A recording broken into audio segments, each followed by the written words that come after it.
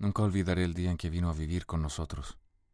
Mi marido lo trajo al regreso de un viaje. Llevábamos entonces cerca de 3 años de matrimonio, teníamos 2 niños y yo no era feliz. Representaba para mi marido algo así como un mueble que se acostumbra uno a ver en determinado sitio, pero que no causa la menor impresión. Vivíamos en un pueblo pequeño, incomunicado y distante de la ciudad. Un pueblo casi muerto o a punto de desaparecer. No pude reprimir un grito de horror cuando lo vi por primera vez. Era lúgubre, siniestro, con grandes ojos amarillentos, casi redondos y sin parpadeo, que parecían penetrar a través de las cosas y de las personas. Mi vida desdichada se convirtió en un infierno. La misma noche de su llegada supliqué a mi marido que no me condenara a la tortura de su compañía. No podía resistirlo. Me inspiraba desconfianza y horror. «Es completamente inofensivo», dijo mi marido mirándome con marcada indiferencia. «Te acostumbrarás a su compañía y si no lo consigues...» No hubo manera de convencerlo de que se lo llevara. Se quedó en nuestra casa. No fui la única en sufrir con su presencia. Todos los de la casa, mis niños, la mujer que me ayudaba en los quehaceres, su hijito, sentíamos pavor de él. Solo mi marido gozaba teniéndolo allí. Desde el primer día mi marido le asignó el cuarto de la esquina. Era esta una pieza grande, pero húmeda y oscura. Por esos inconvenientes yo nunca la ocupaba. Sin embargo, él pareció sentirse contento con la habitación. Como era bastante oscura, se acomodaba a sus necesidades. Dormía hasta el oscurecer y nunca supe a qué hora se acostaba. Perdí la poca paz de que gozaba en la casona. Durante el día todo marchaba con aparente normalidad. Yo me levantaba siempre muy temprano, vestía a los niños que ya estaban despiertos, les daba el desayuno y los entretenía mientras Guadalupe arreglaba la casa y salía a comprar el mandado. La casa era muy grande, con un jardín en el centro y los cuartos distribuidos a su alrededor. Entre las piezas y el jardín había corredores que protegían las habitaciones del rigor de las lluvias y del viento que eran frecuentes. Tener arreglada una casa tan grande y cuidado el jardín, mi diaria ocupación de la mañana, era tarea dura. Pero yo amaba mi jardín. Los corredores estaban cubiertos por enredaderas que floreaban casi todo el año. Recuerdo cuánto me gustaba, por las tardes, sentarme en uno de aquellos corredores a coser la ropa de los niños entre el perfume de las madreselvas y de las bugambilias. En el jardín cultivaba crisantemos, pensamientos, violetas de los Alpes, begonias y heliotropos. Mientras yo regaba las plantas, los niños se entretenían buscando gusanos entre las hojas. A veces pasaban horas, callados y muy atentos, tratando de coger las gotas de agua que se escapaban de la vieja manguera. Yo no podía dejar de mirar de vez en cuando hacia el cuarto de la esquina. Aunque pasaba todo el día durmiendo, no podía confiarme. Hubo muchas veces que cuando estaba preparando la comida veía de pronto su sombra proyectándose sobre la estufa de leña. Lo sentía detrás de mí. Yo arrojaba al suelo lo que tenía en las manos y salía de la cocina corriendo y gritando como una loca. Él volvía nuevamente a su cuarto como si nada hubiera pasado. Creo que ignoraba por completo a Guadalupe. Nunca se acercaba a ella ni la perseguía. No hacía a los niños y a mí. A ellos los odiaba y a mí me acechaba siempre.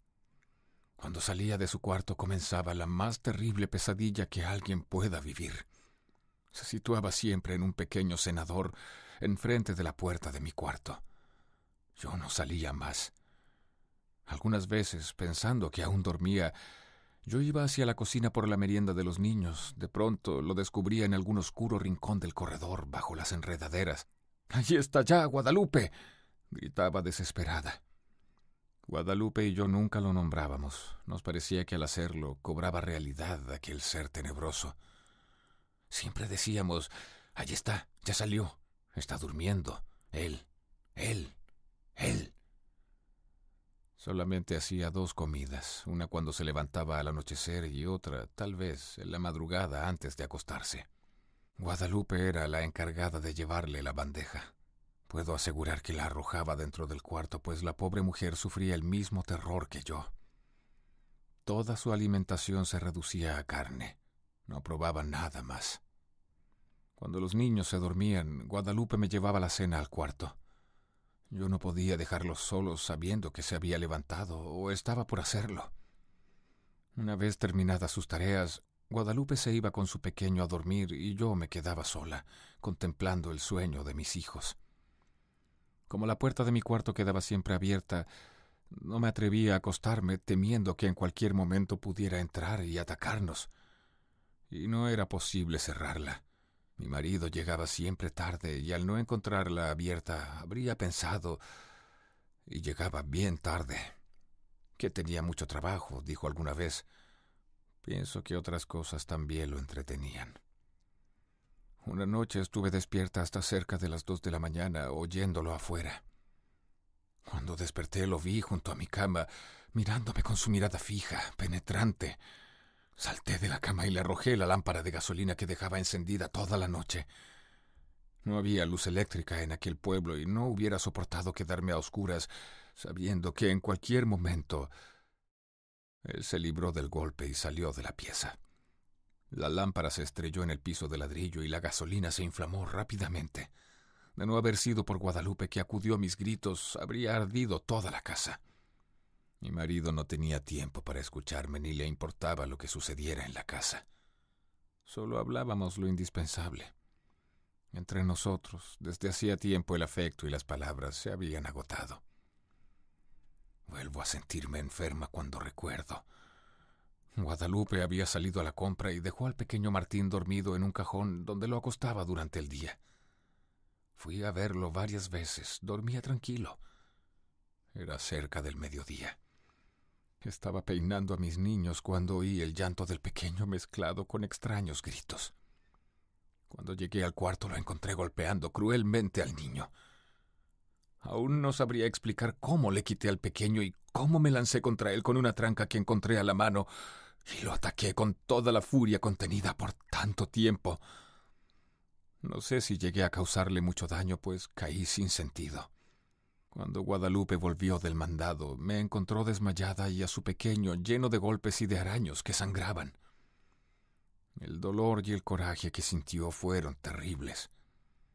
Afortunadamente el niño no murió y se recuperó pronto. Temí que Guadalupe se fuera y me dejara sola. Si no lo hizo, fue porque era una mujer noble y valiente que sentía gran afecto por los niños y por mí. Pero ese día nació en ella un odio que clamaba venganza. Cuando conté lo que había pasado a mi marido, le exigí que se lo llevara, alegando que podía matar a nuestros niños como trató de hacerlo con el pequeño Martín. Cada día estás más histérica. Es realmente doloroso y deprimente contemplarte así. Te he explicado 1000 veces que es un ser inofensivo. Pensé entonces en huir de aquella casa, de mi marido, de él. Pero no tenía dinero y los medios de comunicación eran difíciles. Sin amigos ni parientes a quienes recurrir, me sentía tan sola como un huérfano. Mis niños estaban atemorizados. Ya no querían jugar en el jardín y no se separaban de mi lado. Cuando Guadalupe salía al mercado, me encerraba con ellos en mi cuarto. «Esta situación no puede continuar», le dije un día a Guadalupe. «Tendremos que hacer algo y pronto», me contestó. «¿Pero qué podemos hacer las dos solas?» «Solas, es verdad, pero con un odio». Sus ojos tenían un brillo extraño. Sentí miedo y alegría. La oportunidad llegó cuando menos la esperábamos. Mi marido partió para la ciudad a arreglar unos negocios. Tardaría en regresar, según me dijo, unos 20 días. No sé si él se enteró de que mi marido se había marchado, pero ese día despertó antes de lo acostumbrado y se situó frente a mi cuarto. Guadalupe y su niño durmieron en mi cuarto y por primera vez pude cerrar la puerta. Guadalupe y yo pasamos casi toda la noche haciendo planes. Los niños dormían tranquilamente. De cuando en cuando oíamos que llegaba hasta la puerta del cuarto y la golpeaba con furia. Al día siguiente dimos de desayunar a los 3 niños y para estar tranquilas y que no nos estorbaran en nuestros planes, Los encerramos en mi cuarto. Guadalupe y yo teníamos muchas cosas por hacer y tanta prisa en realizarlas que no podíamos perder tiempo ni en comer. Guadalupe cortó varias tablas, grandes y resistentes, mientras yo buscaba martillo y clavos. Cuando todo estuvo listo, llegamos sin hacer ruido hasta el cuarto de la esquina. Las hojas de la puerta estaban entornadas. Conteniendo la respiración, bajamos los pasadores, después cerramos la puerta con llave y comenzamos a clavar las tablas hasta clausurarla totalmente. Mientras trabajábamos, gruesas gotas de sudor nos corrían por la frente. No hizo entonces ruido, parecía que estaba durmiendo profundamente. Cuando todo estuvo terminado, Guadalupe y yo nos abrazamos llorando. Los días que siguieron fueron espantosos. Vivió muchos días sin aire, sin luz, sin alimento. Al principio golpeaba la puerta, tirándose contra ella, gritaba, desesperado, arañaba. Ni Guadalupe ni yo podíamos comer ni dormir. Eran terribles los gritos. A veces pensábamos que mi marido regresaría antes de que hubiera muerto. Si lo encontrara así... Su resistencia fue mucha. Creo que vivió cerca de 2 semanas. Un día ya no se oyó ningún ruido, ni un lamento. Sin embargo, esperamos 2 días más antes de abrir el cuarto. Cuando mi marido regresó, lo recibimos con la noticia de su muerte repentina y desconcertante.